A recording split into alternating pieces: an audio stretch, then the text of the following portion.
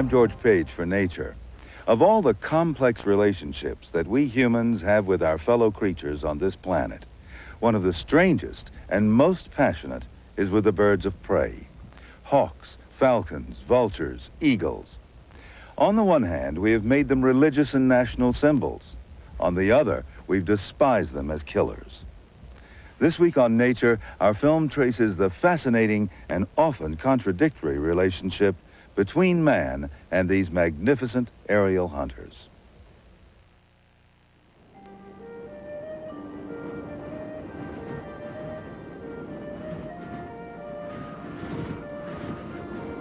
The ancient landscape of the American West. So big, so empty, it seems never to have known man's dominion.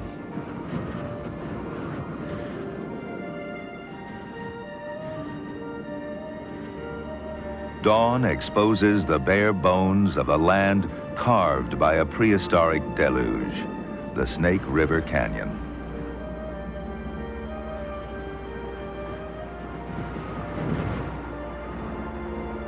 The river has sculpted a realm devoid of human comfort. But this kingdom of cliffs does have its own nobility. Creatures who rule not the land, but the skies. They are the birds of prey, the raptors, commanding both wonder and fear.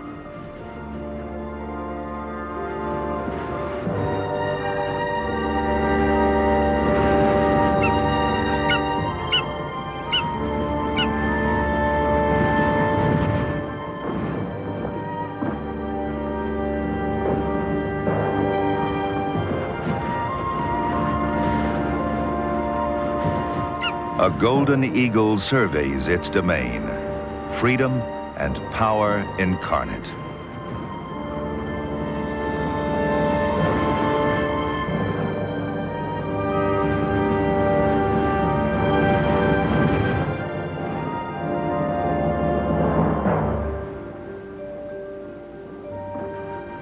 In the crucible of myth, it was the birds of prey that embodied the power of God. In the heavens, they seem invincible, reaching down to take what they will from the land below.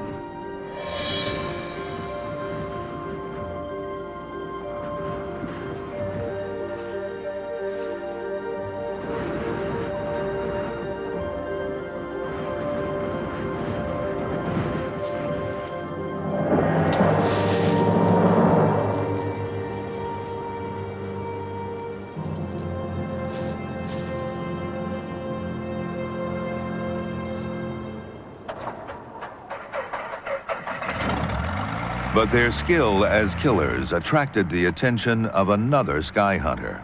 Until the 1970s, paid hunters took to the skies over Texas and New Mexico, killing thousands of eagles each year.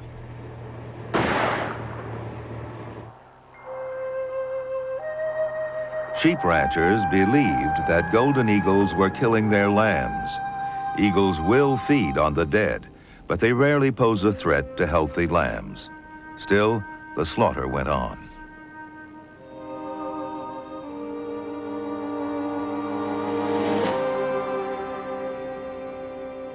All raptors are now protected by law from wanton killing.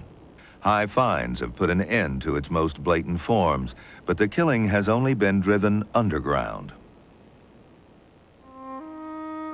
Trapped by their role as predators, birds of prey continue to be victims of ignorance and prejudice.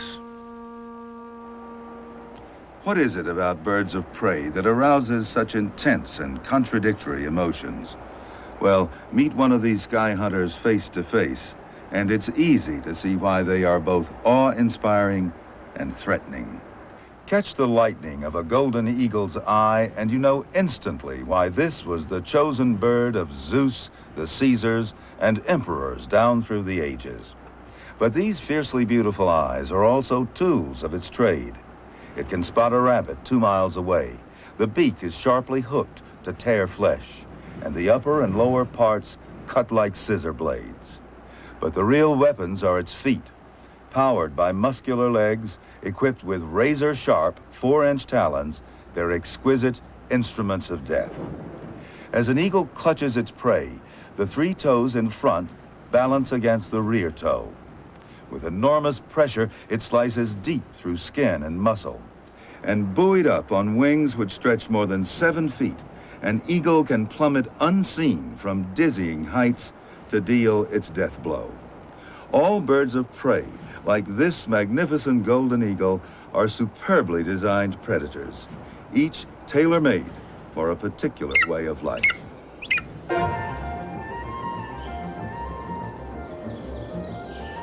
The bald eagle, found only in North America.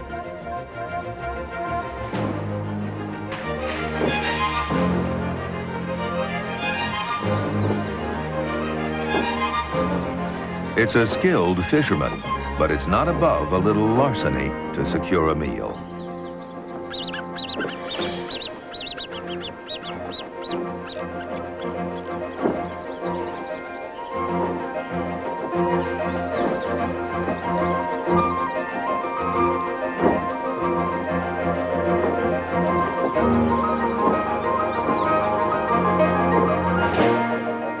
Old World vultures, close relatives of the eagles. They soar effortlessly, keen eyes on the lookout for other vultures descending to a carcass.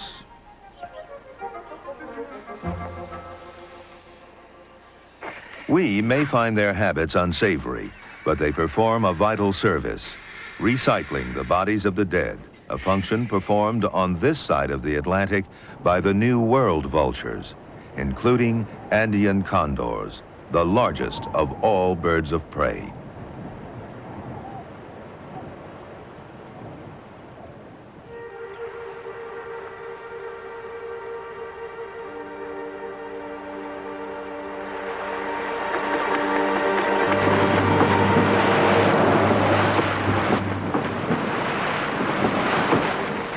Among the raptors, the osprey is in a class by itself. On every continent, it hunts for fish with spectacular plunge dives.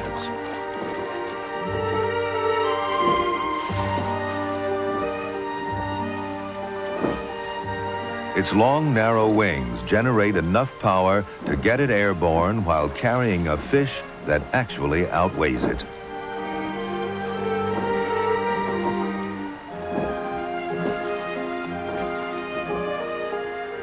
Its feet are extremely powerful, covered with spines and equipped with talons like fishhooks to help it keep hold of its slippery prey.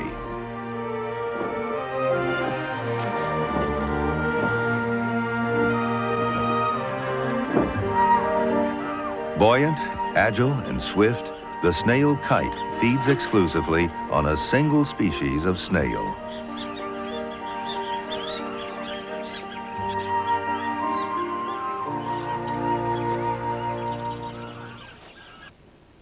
The forest has its own fierce breed of raptors, built for hunting in dense cover. The goshawk's long tail makes it highly maneuverable, and its short, rounded wings allow it to crash through foliage in pursuit of songbirds.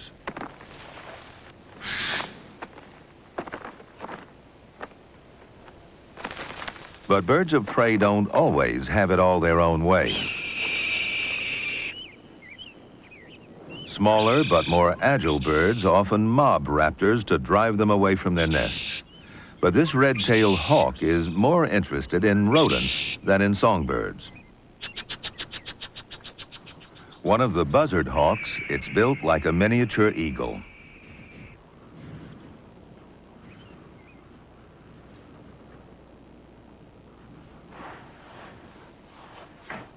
The red-tailed hawk is probably the most common bird of prey in the United States. Though it can live almost anywhere, it's happiest in farm country, where it helps keep the numbers of rodents in check. Of all the raptors, the peregrine falcon is unsurpassed for the thrill of its hunting technique.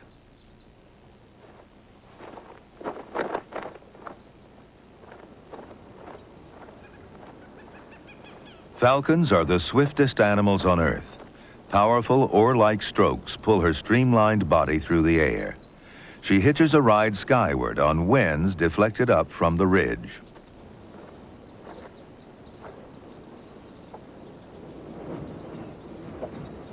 To bag her swift prey, she will need the upper hand.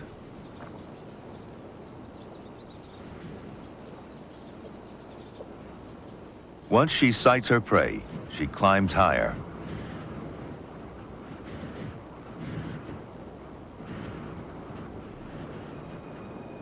She folds her wings, a feathered projectile. At speeds reaching 200 miles an hour, she stoops to conquer.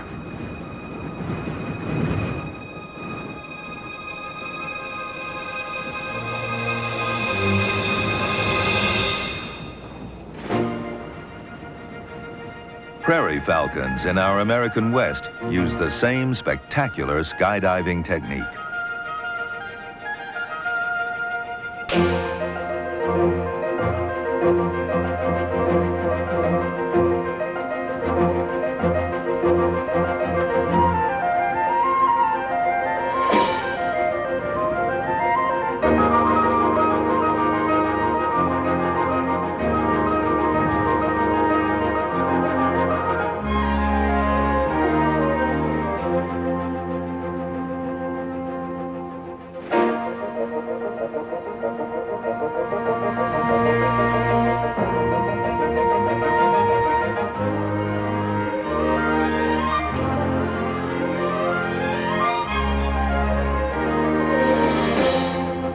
These aerial fireworks are seen most commonly in Idaho's Snake River Canyon, a sanctuary which protects the falcons, eagles, and hawks which live here at twice the density found anywhere else.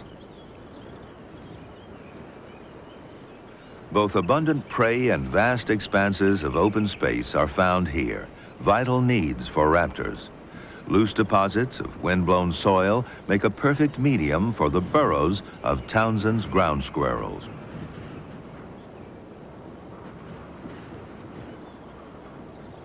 These rodents are the staple diet of the hundreds of pairs of prairie falcons that nest on these towering cliffs.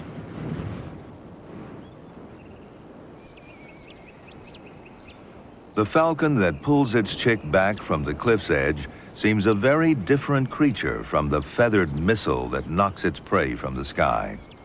It takes the unceasing care of both parents to raise a chick. The male does most of the hunting, while the much larger female stays at the nest to protect and feed the young.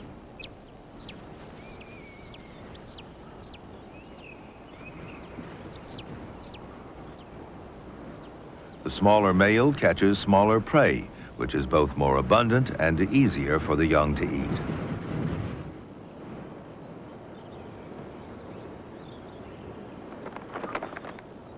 Proud and elusive, raptors have always struck awe in human hearts. In ancient Egypt, the falcon was worshipped as Horus, the chief sun god and protector of the pharaoh in life.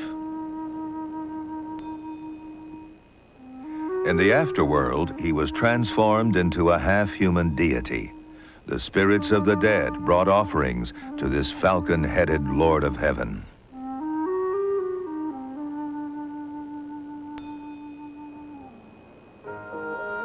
Zeus, the Lord of the gods in ancient Greece, was attended by a golden eagle. The same bird was considered a messenger to the Great Spirit by Native Americans. Only chiefs of the Plains tribes were allowed to wear the eagle feather bonnet. In Asia, man and raptor first developed a new relationship, as eagles and falcons were trained to hunt. During the Crusades, Arab falconers introduced the sport to Europe, where it became the passion of nobility for 5 centuries. Only the rise of firearms rang the death knell for falconry. Hawks no longer captured game for the falconer. Suddenly, they were seen as competitors for it instead.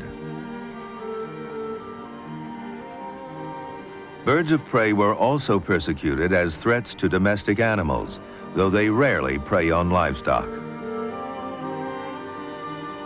In the sentimental view of the Victorian era, all predators were seen as bad animals, endowed with viciousness and abilities that defied the facts.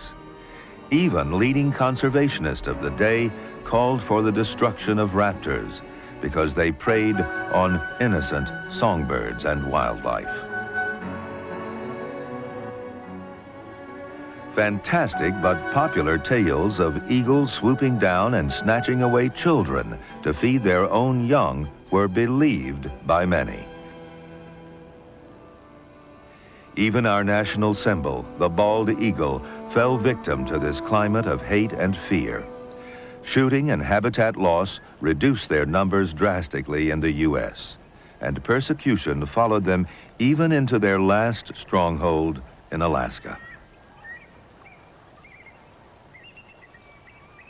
Here in the Chilkat River Valley, warm springs that keep the river from freezing set the stage for a natural spectacle.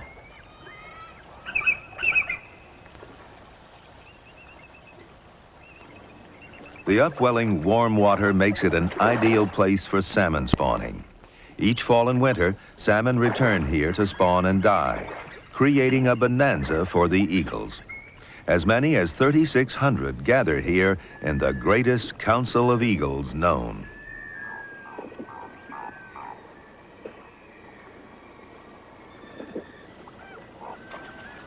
In a reverse migration, they fly as far as 1,000 miles north to this winter sanctuary.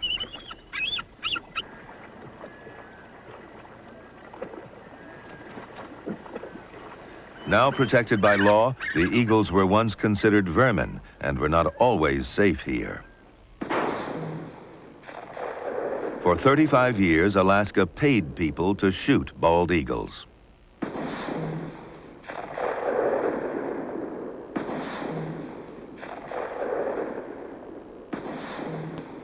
Almost 130,000 were slaughtered. In 1940, Congress passed the Bald Eagle Protection Act to stop the killing. But if the destruction of our country's emblem was accepted for so long, what chance had the other, less glamorous birds of prey? Pole traps were set on the hawk's favorite perches. Even our national parks joined in their slaughter. Bounties were placed on their heads. Man would make the world safe from birds of prey.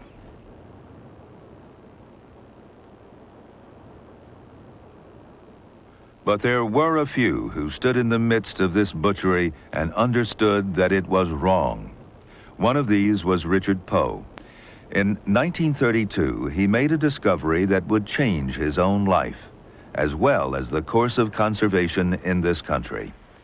It launched him on a career in habitat protection that would span half a century and see him found the Nature Conservancy. But it all started in Pennsylvania Dutch country at a place called Hawk Mountain.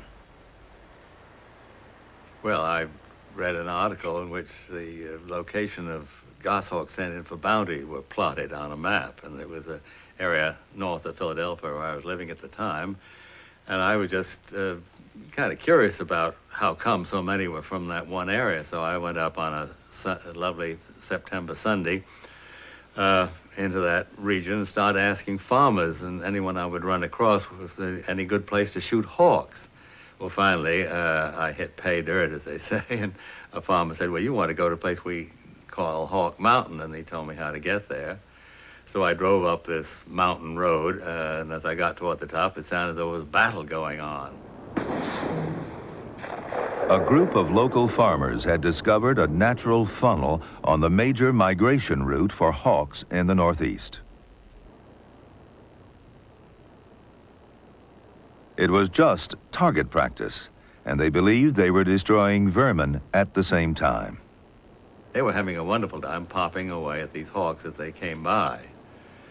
Well, I was, of course, outraged, but there wasn't much I could do except just take in what was going on, and then I went back, and the next Sunday went up with my brother and Henry Collins, whom was a friend. So we went to work picking up the birds just to sort of get an idea of how many had been shot. the hunters never saw the dead hawks. They would fall down into the trees below the sort of cliff-like place where they were standing to do their shooting. And down there, of course, a lot of them were just merely wounded and had festered wounds and were still alive. And it was a pretty pathetic sight.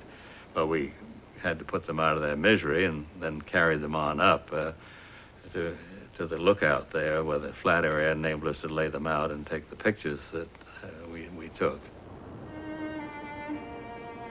Poe and his friend, Henry Collins, used these pictures as evidence of the dimensions of the slaughter. In all, there were 300 dead hawks laid out in pitiful columns. One Sunday's toll.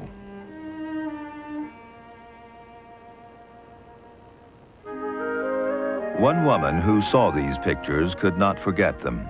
Mrs. Rosalie Edge, a former suffragette, was a conservationist ahead of her time. Her one-woman committee championed the cause of persecuted species, especially hawks. She single-handedly went about raising funds to purchase the site and turned Hawk Mountain into the first sanctuary in the world dedicated to birds of prey. Well, in a way, this was a sort of an entering wedge in changing the attitude of the public to birds of prey. More and more people went up there and watched them and saw them, and the sentiment all over the country, under the influence of what's known as the ecology movement, began to realize that every living thing had its place in nature, and there weren't any good birds or bad birds or animals, that they were all just part of a complex which we call nature today. It's a marvelous setting up there on the top of that mountain with a view out over the landscape and the wind in your face and the birds coming by.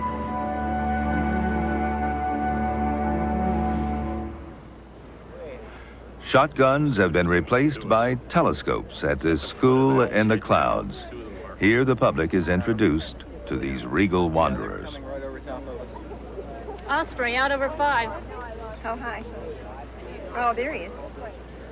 From its inception, the sanctuary has been dedicated to education as much as to protection. True security for these birds lies only in the hearts and minds of an enlightened public. Well, at Hawk Mountain, we're looking at birds in flight. Sharp-shinned hawk, the Cooper's hawk, and the goshawk. They'll flap a little bit, and they'll begin to lose that altitude, and then they'll flap some more, and then they'll glide, and they'll lose that altitude again. So we call their flight pattern flap, flap, glide. And did you see sharp-shins up there? And what are they doing? They're flap, flap, gliding. They're catching that wind on their flaps, and then they're dropping down. The thrill of contact with one of these sky hunters is felt by the novice as much as the globe-trotting bird watcher. Even birding has its celebrities, as the passage of a peregrine falcon demonstrates.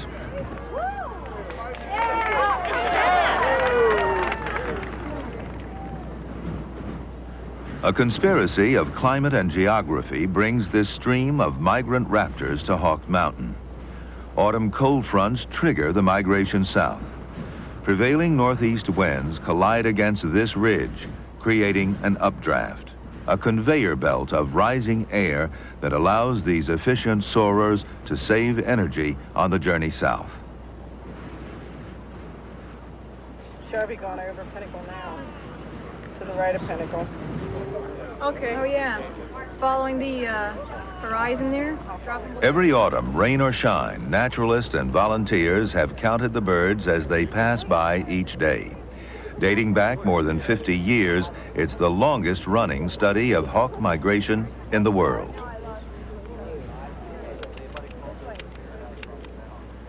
KJB 211, North at the headquarters. I'll give you the count for the hour 10 to 11. We had 9 sharpshins, 1 Cooper's hawk, 2 broadwings, 1 redtail, 4 American kestrels, 1 immature... This unrivaled set of data helps detect swings in raptor populations.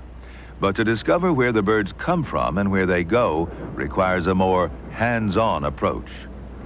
70 miles north, along the same ridge, dedicated hawk lovers have set their nets.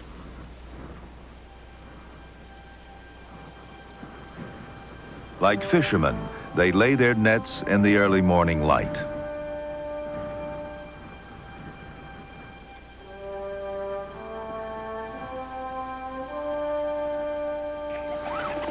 Deftly, the lure is played. The fluttering pigeon mimics the action of a wounded bird. We got a bird out here just over the main lure. I see. Just above the horizon. Okay, it's a Sharpie. It's a Sharpie. It's a Sharpie. Yep. All right, go over to the other one.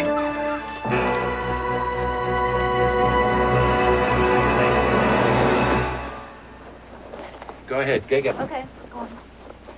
As fast as you can. I got one right in front of you coming in. Okay, wait. Go ahead, go ahead, go ahead. Okay, I got him. The catch this time is a sharp-shinned hawk, a tiny but gutsy predator. You need any help with him? No, I can get him. He's not too badly caught. Okay, that's 1 foot clear. He's only the size of a robin, but he had every intention of tackling the lure pigeon. Got him out, Judy? Okay, I got him clear. All right, hustle in here. We got another one coming in. He's just become part of a nationwide effort to understand the lives of raptors. Hold on. Okay, they passed by. Okay, I think he's a number 2, but let's get leg gauge him just to make sure. After being placed inside a dark tube to keep him calm, his leg is measured for the band that will mark him in life and in death. Number 2 is it. The Fish and Wildlife Service supplies the leg bands. The bird's vital statistics are recorded.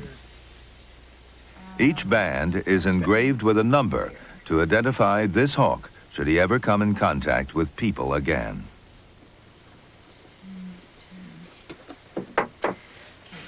Do a wing cord real quick.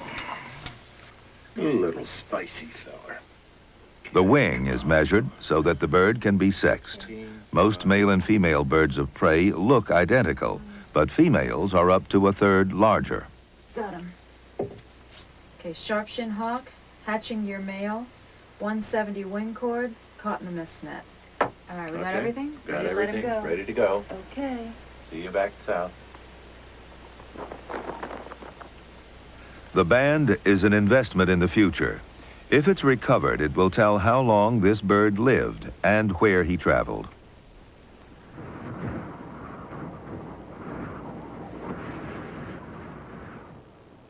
He's coming in fast. Looks a little small, though. I think it's a Sharpie. Oh, no, he went over the top of the net. It's a coop. It's a coop. Son of a gun, he's on the bow. Got him. A spring-operated bow net nabs a larger Cooper's hawk.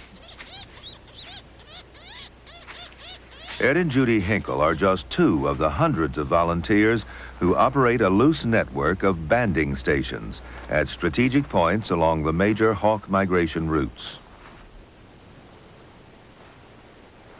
Their reward, their privilege, is to hold a fistful of feathered fury. Usually Coopers don't sound off so much. My goodness.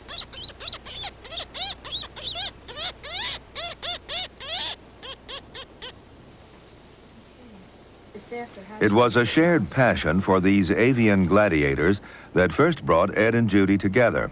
They met in a banding blind and were married with their trained falcons on their fists. Ed has spent 25 years of autumn weekends and vacations banding hawks. He's learned far more about them than just the data he's collected. He knows their natures, how a hawk will lie quiet as he's released, his stare fixed upon his liberator.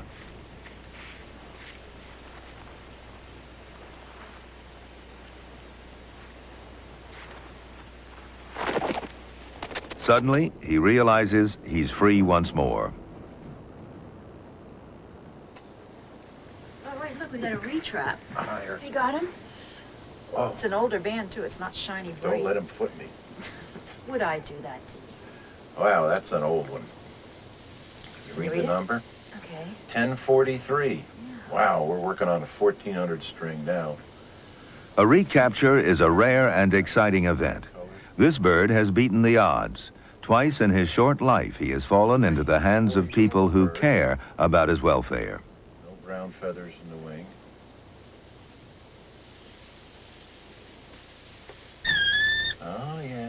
okay. You've had a good life so far. We'll let you have a longer one now. His banding record will tell how old he is and where he has traveled on his migrations. Go on his way. Maybe we can catch him again next year at the same spot. In fact, it is in our own self-interest to be concerned for the welfare of birds of prey, because they are living gauges of ecological health. In the decades after World War II, a miraculous new breed of pesticides came into wide use. The most infamous was DDT.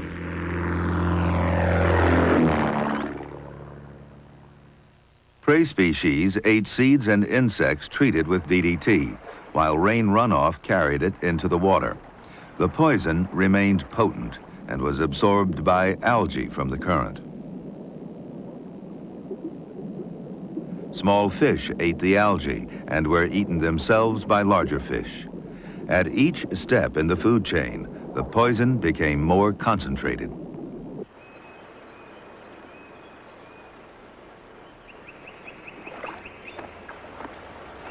By the time it reached the bald eagle, the concentration of pesticide could be 200,000 times greater than that in the water.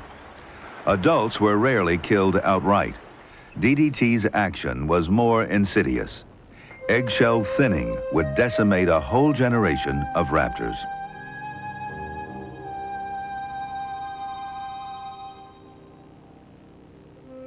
With thin or absent eggshells, most chicks never hatched. The weight of the brooding mother destroyed her own young.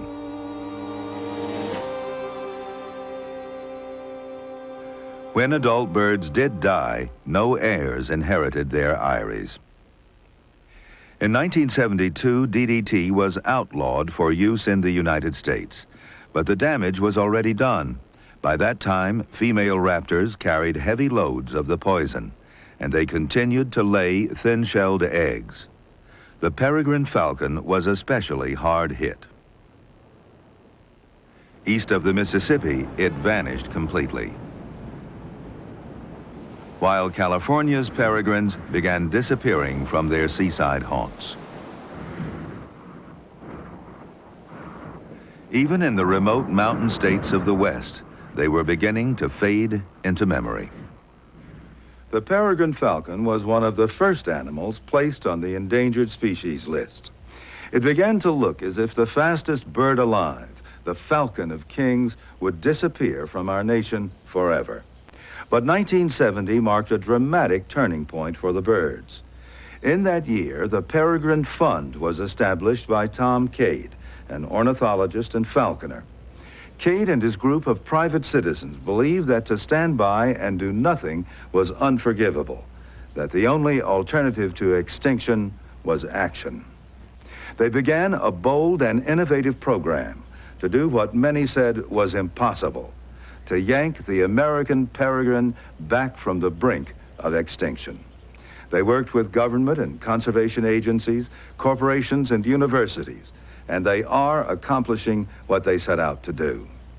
Now they have turned their expertise to the greater challenge of conserving raptors worldwide. Their new home is here, just outside Boise, Idaho, at the World Center for Birds of Prey. In these spacious hawk barns, a monumental effort to revive the peregrine falcon is taking place. Today, in this state-of-the-art facility, breeding peregrines is an exact science. The activities of the breeding pairs in their large flying cages are monitored by video camera, and they are fed and watered remotely to minimize their contact with people. As the eggs are laid, they are removed from the nest so that the pair will mate again and lay a second clutch.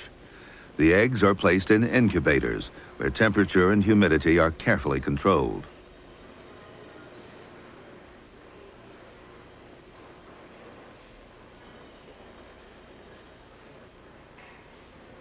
The eggs are candled so that infertile ones can be discarded.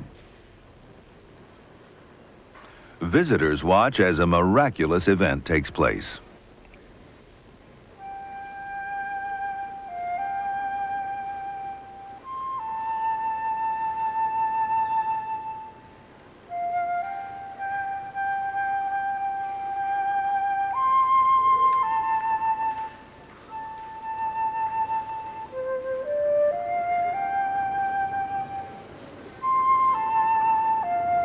A tiny member of an endangered species makes its entrance into a very strange new world.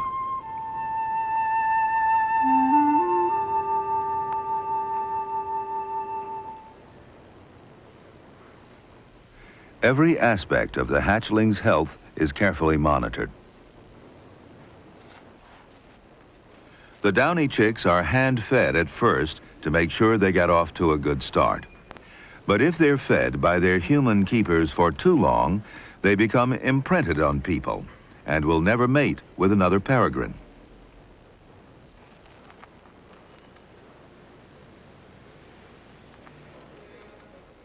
So, when they're 5 days old, the chicks are placed with surrogate parents. Once they're released, they'll learn to hunt for themselves. Mortality is high the first year, but some of the almost 3,000 birds released by the Peregrine Fund have gone on to raise a new generation of wild falcons, and in some pretty wild places.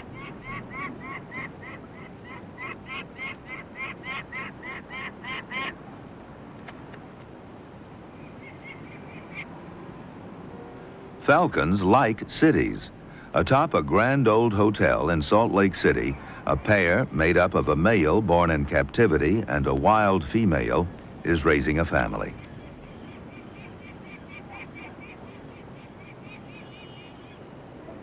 Like an avian version of falcon crest, their intimate family life is seen on television in the lobby.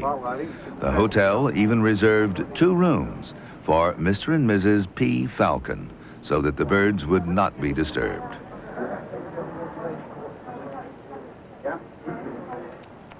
The peregrine's success story is a tribute to those who love hawks. There are now 350 breeding pairs nationwide, with 70 in the eastern United States where they had been completely wiped out.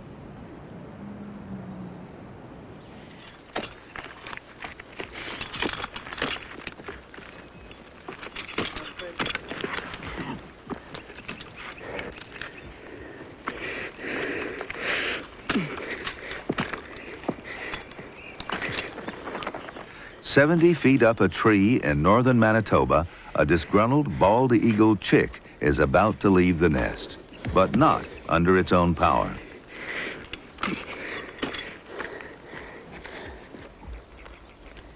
Hey. Introductions made, a voyage begins that will reestablish the bald eagle in Massachusetts. Okay, Craig, I'm just going to pick up the one closest to me, so everybody keep an eye on the one that's on the outside. Right. Okay, hang on. Hang in there. Okay, it's all right. Okay, all right, calm down. The bald eagle is doing well in this Canadian wilderness, but habitat loss and pesticides killed off the native breeding population in Massachusetts. You're doing good. Now that pesticide levels have dropped there, surplus birds from Canada are being reintroduced. Take it nice and easy. Oh, yeah. Okay, go ahead. Okay, let me know how he looks.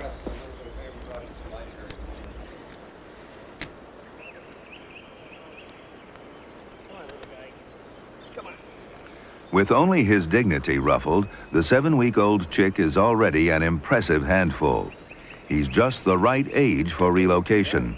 He hasn't imprinted on the place of his birth yet. Eagles are like salmon.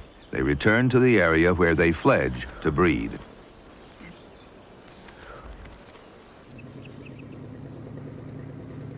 By bringing the young birds to the shores of the Quabbin Reservoir, it's hoped that a nucleus of breeding pairs will establish there.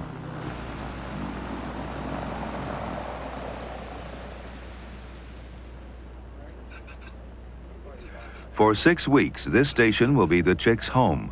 But until the moment of their release, they will never see their attendants, a safeguard against their becoming imprinted on people.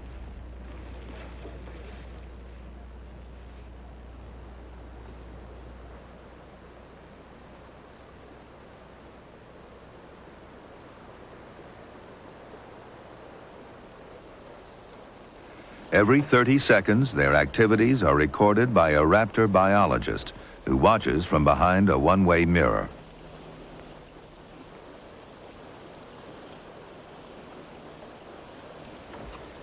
They spend most of their time resting or preening the adult feathers that are pushing through to replace their baby down.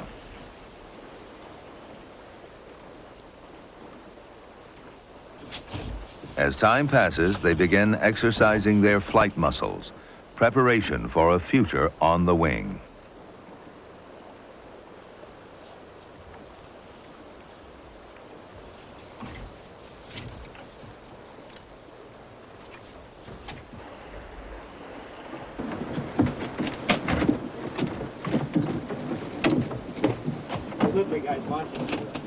Just before they're ready for release, they must endure one more visit by their caretakers. I got the big one, eh? Well, I'm going to get it in a second, yeah?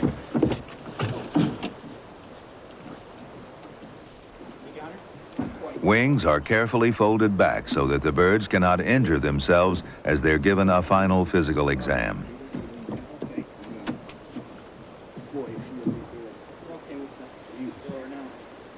You got a free hand? No problem. You want to take the counter one? No, he's not going to hurt you, little lady. We're just fixing you up so you can't hurt yourself. Yeah.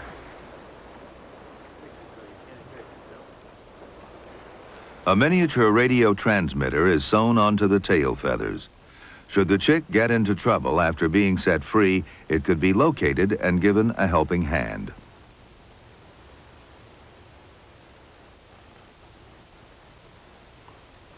Colored tags are attached to the wing as a permanent form of ID. Finally, boats are dispatched in case the first flight proves to be a wet one.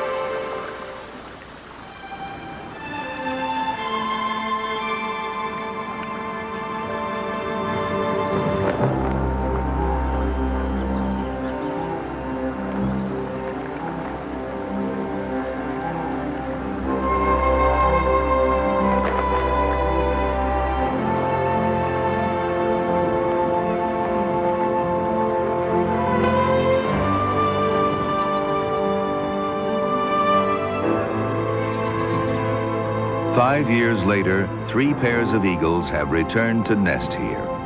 And happily, 5,000 bald eagles now breed in the lower 48 states.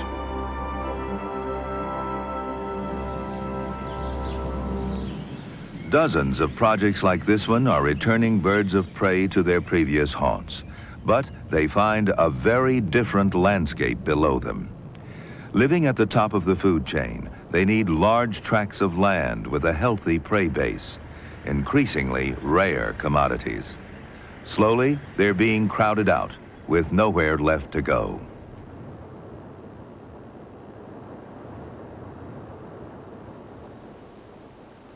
On the West Coast, the California condor has run out of room and almost out of time. Destroyed by loss of habitat and food supply, poisoning and shooting, there are only 28 left.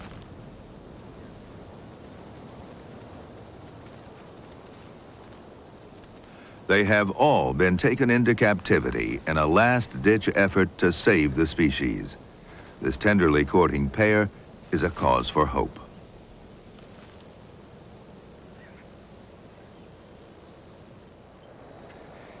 In 1988, the very first California condor conceived in captivity was hatched.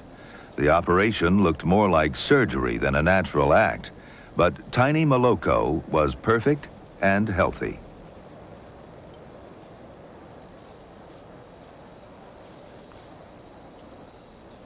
The future of his species seems to weigh heavily on this tiny and weary head. But if such extraordinary efforts to save birds of prey are barely within our grasp, they are completely out of the question in developing nations.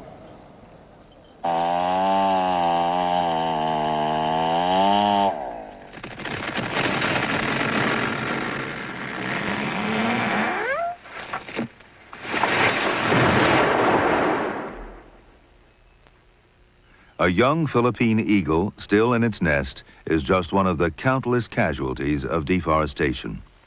Tropical forests are going up in smoke at an alarming rate. Cleared for farmland or bartered away to serve foreign debt, they will take with them most of the world's species of birds of prey, many of which are virtually unknown to science. There are fewer than 300 Philippine eagles alive today. One of the most spectacular birds in the world may disappear within this century. Another scourge of tropical raptors is the same pesticides that almost destroyed our own birds of prey. Though their use is banned at home, they're still produced in the U.S. and sold to developing nations. Inevitably, the poison begins to accumulate in the food chain.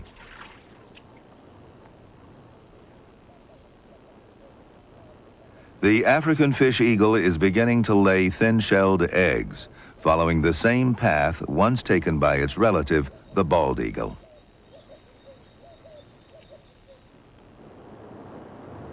And because both raptors and the birds they prey upon are far-ranging migrants, the pesticide problem won't stay in the tropics. They pick up the poison on their winter stays there and bring it home with them each spring. The World Center for Birds of Prey realizes the global dimensions of the problem and has taken action.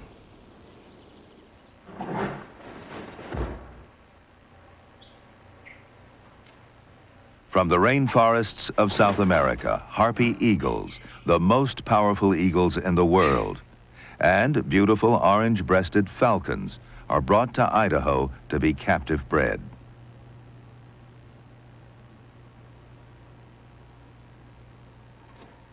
The rarest falcon in the world is also here, the tiny Mauritius kestrel. Once there were only 3 pairs left. Today, thanks to captive breeding, 40 have been released in their tropical island home. But since most of their habitat has been deforested, their future is still in doubt. Captive breeding can preserve a species, but only the preservation of habitat can provide a real future for these majestic birds. Luckily, there have always been people so inspired by birds of prey that they've dedicated their lives to them. One of these is Morley Nelson, a legendary master falconer.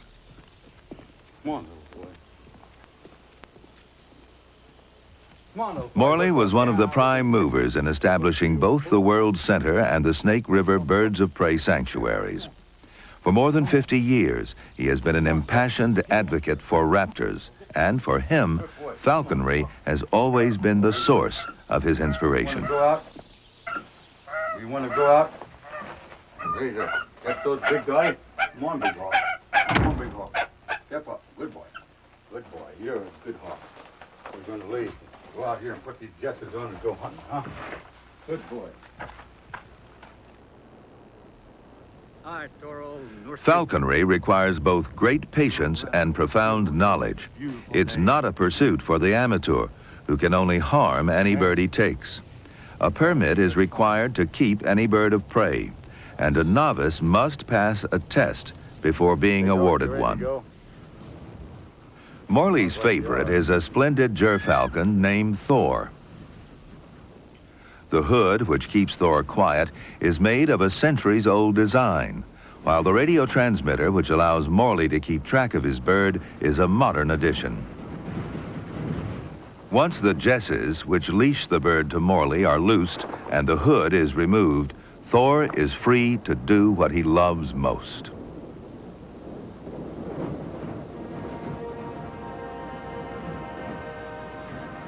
Good boy.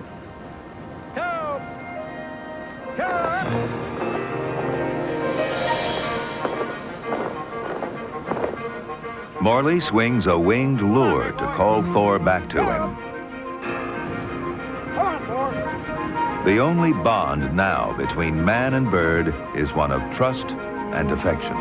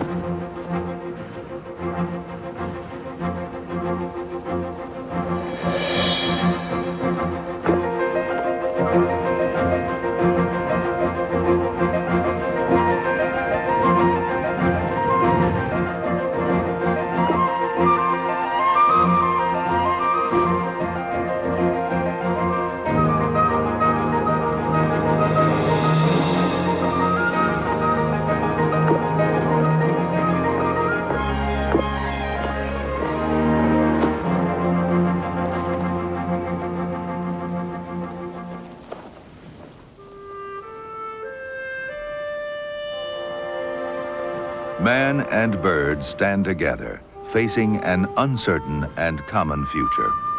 Morley believes that if people come to love these sky hunters as he does, it will awaken a deeper understanding of our own place in the natural world. Hi, Thor, old boy, that was great. Little Northie. We'll give her another try another day. Man has always looked to the heavens for inspiration and has found it there, soaring on outstretched wings.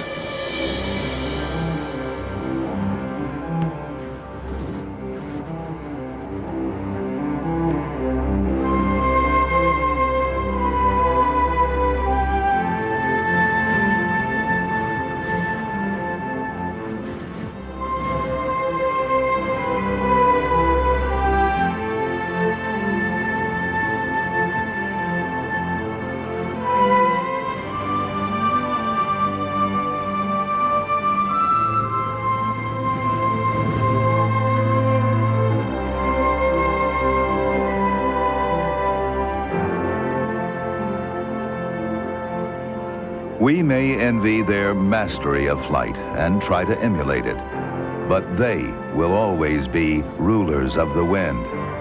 And though we can't really challenge their dominion over the skies, we do command the fate of their world and ours.